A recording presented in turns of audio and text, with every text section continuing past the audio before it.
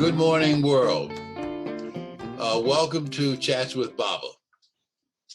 In our continued conversation, I want to share with you those things to enrich the development of our children's intelligence and to enrich and empower parents who are children's first and foremost teachers. So with that, let me talk and address a few things that I think that I want to share with you. We know that much of what happens in a person's life is rooted during the early years of development. We also know that during the early years of preparing a child, we want them to be successful as they approach the age of 5 or so to enroll in kindergarten or public schools.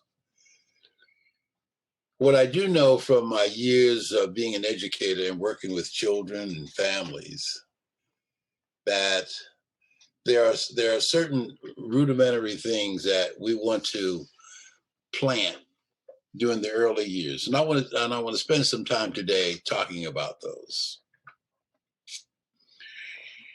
If the next 4 points that I talk about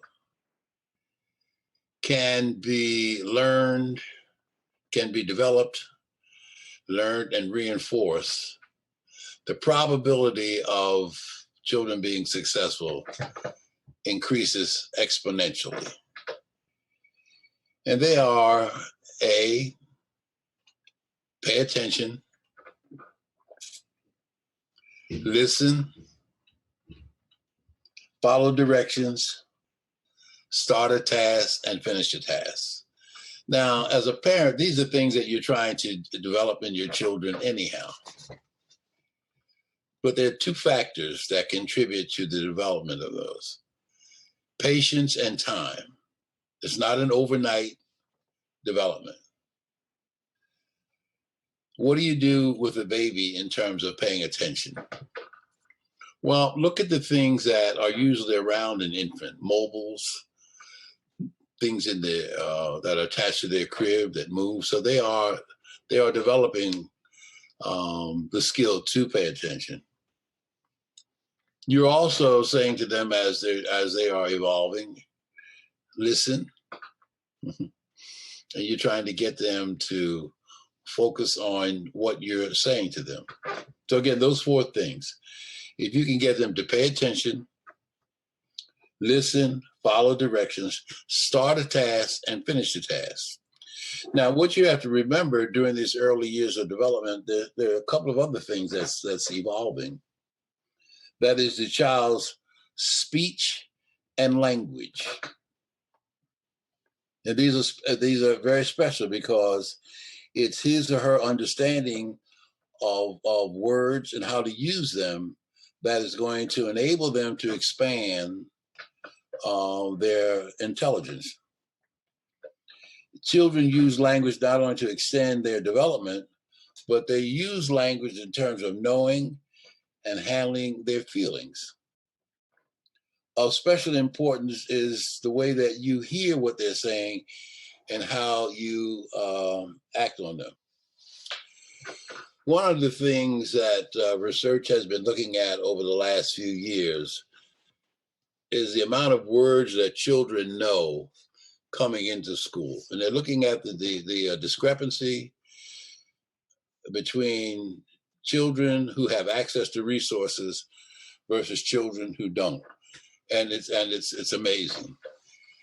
They're talking about children in the kindergarten grade knowing thousands of words. I mean, literally thousands upon thousands of words. It's because of what they've been exposed to. Versus children who don't have access to engaging in conversation or parents reading to them. So their language and the use of language is restricted. What is important, let me go back to those 4 things. Let's say you're reading to your child. And while you're reading, you're noticing whether or not they are paying attention. Well, you want to draw their attention to what's on the page. by pointing things out to them. And you engage them in that process by having them to focus on the pictures that's in the book, touching the pictures, and you're explaining the characters in the book, and so forth and so on. It's really not about reading. It's really about the relationship that you are connecting with your child. Okay. And in building that relationship, it evolves over time. And it evolves around the things that you do to engage your child in that relationship. Let me be very specific and pardon the personal reference. When Jackie said to me, I think we're going to have our first child, we both lit up. We were excited about an individual, bringing an individual into this world, and our shaping that newcomer to become a contributing citizen at some point. But that's a long way down the road. But early on, it's about how she and I felt towards each other about this pregnancy. And I wanted her to have a healthy pregnancy. Okay, not that she didn't want her to be stressed out, because all of that stress, if she's stressful, somehow it impacts the child while in utero. So fast forward, when the baby came into the world, we were both excited, and we spent time nurturing the child. We spent time talking to the child and doing all the things that you do with a newborn. So as he got older, Jackie being a kindergarten early childhood teacher, just spent countless hours reading to him, countless hours talking to him, countless hours just showing and pointing out things in the environment. And you can see the baby's eyes just shifting back and forth, looking on and on and on. So again, those two factors, time and patience, are critical during the early years. So as he was developing, she was constantly talking to him, making eye contact, and watching the baby make eye contact with her, and so forth and so on. She continued reading. And then you saw him wanting to turn the page as she was holding him. So they're developing all the prerequisites that eventually contribute to reading. Turning the page, opening the book, turning the page, reading from left to right, and so forth and so on. All stories have a beginning, a middle, and an end. All stories have events and characters. So it's important that in terms of the language, you are talking through all of what you're seeing. Whether or not the child can communicate or react is not important, but they are what? They are listening and they are paying attention. And they're also following the cues that you're giving them. I was using reading as an example to apply to the four things that I laid out. A, paying attention. B, listening. 3, following directions. 4, starting and finishing a task. So let's go back to the idea of paying attention. Well, as you are reading to the child, you're observing whether or not he or she is paying attention to the things that you're pointing out. For example, with young children, you basically have picture books, not a whole lot of words, but you point out the different things that are on the page, and you describe them to the child. You identify what they are. You talk about it. If it's an item, you describe what it is. If it's a person or a character, you describe what that character looks like, what that character is doing, and so forth and so on. His or her role in the story, and so they are attending. You also want to look at, as you are doing this, if they are listening, and as you're talking to them, you know, their behavior gives you some clue of them listening as you are talking. And then you're asking them to they follow directions. Well, with a young child, they may not understand all of what you're communicating, but you could take and hold their hand and touch certain things. Here is the car, here is the ball, and so forth and so on. And so again, so those four things: paying attention, listening, following directions, start and finish, or to be almost like a ritual. Anytime you engage with them and in the teaching learning process, it just becomes a part of what they internalize. And so the reality is that they will then, as they get older, transfer those things to situations that they're doing. I will pay attention, I will listen, I will follow directions. And in the following directions, it's starting and finishing whatever assignment or task is being asked of them. And that's repeated. That's repeated until it becomes a part of their memory muscle, so that they know that when you're engaging with them, they automatically know these are the things that I must engage in. And it carries over into teaching learning situations. Those four things. And teachers would love you forever. Again, during those early years, the development of speech and language, it's so rapid. I mean, you have an infant today, you have a toddler, you have a preschooler, you have a kindergarten. I mean, that's how rapid that growth and development occurs. And it's important that during this period of time, that you know, the children are developing their language and speech. And again, I'm being redundant, but those four things: paying attention, listening, following directions, start and finish your tasks, are repeated. And you must understand that children learn through repetition over and over and over again. And they enjoy learning from going back and forth, saying the same thing over and over again, whether it's their favorite toy, whether it's their favorite book, favorite puzzle, or just sitting and listening to you. They like to hear stories. They like to hear it over and over and over again.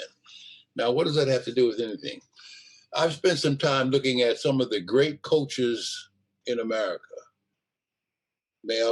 both male and female. And anytime their season starts, they always go back to the fundamentals of the game. The fundamentals that they repeat them over and over and over again, to the extent, as I've said, they're part of their muscle memory. They do it without thinking about it. So these four things that I've talked about today, if they're constantly repeated, paying attention, listening, following directions, learning how to start and finish a task, it would contribute a lot to their success.